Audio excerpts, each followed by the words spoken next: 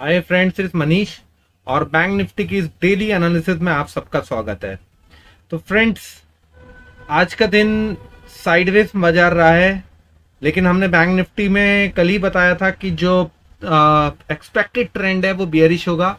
और आज जिसने भी हमारे चैनल के एनालिसिस को फॉलो किया होगा ना, उसने पैसा जरूर बनाया होगा, क्योंकि फ्रेंड्स कंटिन्यूअस फॉल आया बाजार के अंदर।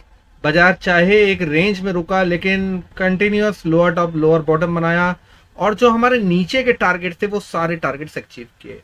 ठीक है, अब हम ये देख लेते हैं कि कल के दिन बाजार कैसे कारोबार कर सकता है। ठीक है, देखिए शॉर्ट टर्म ट्रेंड क्या है, बुलिश है, लेकिन आप 5 मिनट और 15 मिनट चार्ट देखिए। मैंने आपको स्क्रीन पे 5 मिनट चार्ट दिखाया हुआ है। आप ये चीज देखने की समझने की कोशिश कीजिए कि एक ट्रेंड लाइन ब्रेकडाउन हुआ। ठीक है, लेकिन ट्रेंड लाइन ब्रेकडाउन मैं हमेशा बोलता हूं कब वैलिड होता है। वो ट्रेंड लाइन ब्रेकडाउन तब वैलिड होता है जब उसका ये जो हॉरिजॉन्टल सपोर्ट है वो ब्रेक हो जाए।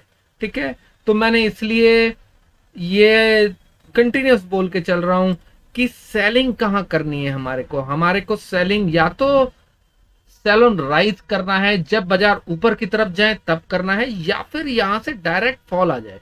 ठीक, अब फॉल कहां से शुरू हो सकता है। अब देखिए क्लोजिंग हुई है 45,200 के आसपास। ठीक है, अब या तो गैप डाउन खुल जाए, सीधा ये नीचे गैप डाउन खुले और उसके बाद जिग जैग थोड़ा सा करे, समय बिताए, और उसके बाद उस 45,000 को ब्रेक कर दे।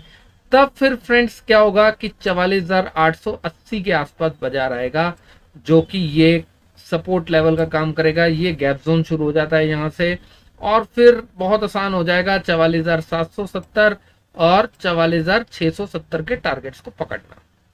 ठीक है, तो ये तीन टारगेट उस वक्त आ जाएंगे, राइट। लेकिन अभी क्योंकि ट्रेंड क्या चल रहा है, ये ट्रेंड बुलिश ही चल रहा है। ठीक है, थोड़ा सा साइडवेज हो गया, लेकिन स्टिल ट्रेंड इज बुलिश।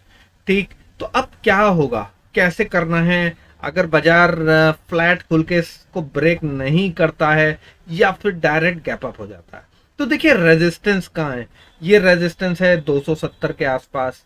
फिर रेजिस्टेंस कहाँ आता है, फिर आता है रेजिस्टेंस फ्रेंड्स ये 370 के जोन में।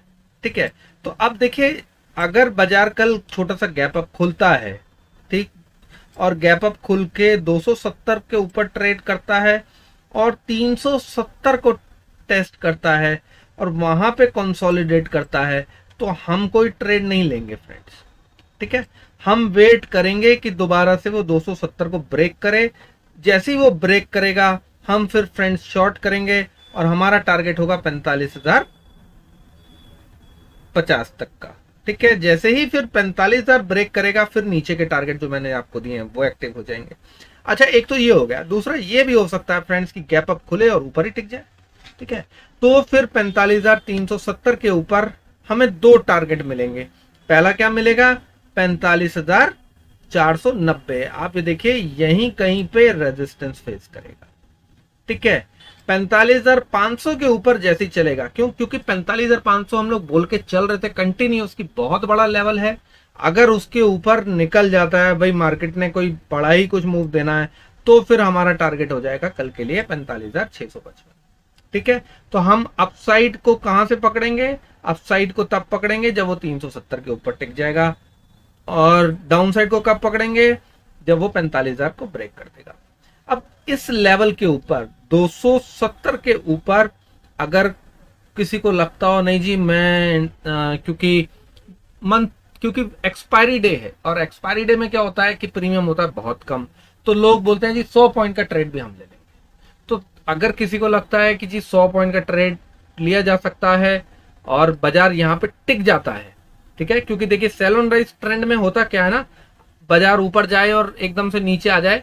लेकिन अगर कोई ऐसा रिवर्सल कैंडल बनाता है, एक स्ट्रॉन्ग बेस बना लेता है, थोड़ा सा कंसोलिडेट करता है, अब लगता है कि जी नहीं गिरेगा, तो आप थोड़ा सा नीचे का स्टॉप लॉस रख के 100 पॉइंट के लिए ट्रेड ले सकते हो। लेकिन मैं इसको रेकमेंड नहीं करूंगा।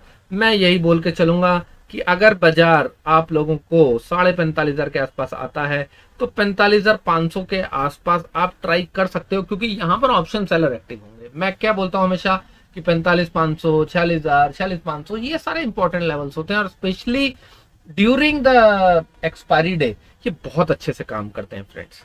ठीक है, तो फिर 45,500 के आसपास आप देख सकते हो। अगर वहां पे कोई रिवर्सल बनता है, कंसोलिडेट करके रिवर्स करता है, तो फिर हम शॉर्ट कर सकते हैं, या फिर हीरो जीरो का ट्रेड अगर हमारे को वहां पे मिल जाए तो हम वो भी ट्राई कर सकते हैं, लेकिन सिग्नल मिलना चाहिए, ठीक है। क्योंकि ट्रेंड डाउन साइड है, अपसाइड ट्रेंड अभी फिलहाल फॉर अ शॉर्ट टर्म खत्म हो चुका है। बाजार एक तरीके से साइडवेज ट्रेड करने लगे हैं। कल अगर साइडवेज भी जाएगा तो होगा क्या कि हो सकता है कि 370 को क्रॉस करने में नाटक हो, या 400 तक जाके टेस्ट करके फिर 370 के नीचे आ जाए। अब इतना कंफ्यूजन जोन चल रहा है। तो फ्रेंड्स 500 के आसपास अगर आ जाए तो फिर हमारे को एक अच्छी अपॉर्चुनिटी मिल जाएगी टू शॉर्ट, या फिर बाजार अगर फ्लैट खुल के 250-60 को रेजिस्टेंस फेस करके भी डायरेक्ट अगर 45,030 ब्रेक करता है तो भी हम शॉर्ट करेंगे। हमें लॉन्ग किस साइड करना है मैंने आप लोगों को बताया कि 370 पे टिक जाए, देन आप 490 के लिए ट्रेड लीजिएगा, 120 पॉइंट का ट्रेड, ठीक है। अब आप बोल रहे होंगे ये 120 पॉइंट और ये 100 पॉइंट क्यों? क्योंकि ये 100 पॉइंट ना रेजिस्टेंस जोन के अंदर है फ्रेंड्स, ठीक है। और आप देखिए continuous lower top lower bottom बन रहा है। पर बाजार अगर यहाँ पर जाएगा तो शॉर्ट कवरिंग से जाएगा, राइट। जब शॉर्ट कवरिंग से जाएगा तो फिर से नीचे आ जाएगा। तो यहाँ पर स्टॉप लॉस गंवाने की बजाय जब बाजार में स्ट्रेंथ दिखे 370 के ऊपर तभी हम कॉल में बैठेंगे, अदरवाइज हम कॉल में नहीं बैठेंगे। तो आई होप कि आपको एनालिसिस समझ में आई होगी। एनालिसिस अच्छी लगी हो फ्रेंड्स तो चैनल को सब्सक्राइब करके बेल नोटिफिकेशन जरूर ऑन कर दीजिए, जिससे कि आपको आने वाली वीडियोस की नोटिफिकेशन मिलती रहे। और वीडियोस को लाइक जरूर कीजिए फ्रेंड्स, क्योंकि इससे मुझे पता लगता है कि आपको वीडियोस अच्छी लग रही हैं, मोटिवेशन मिलता है वीडियोस बनाने का। तो thank you very much friends.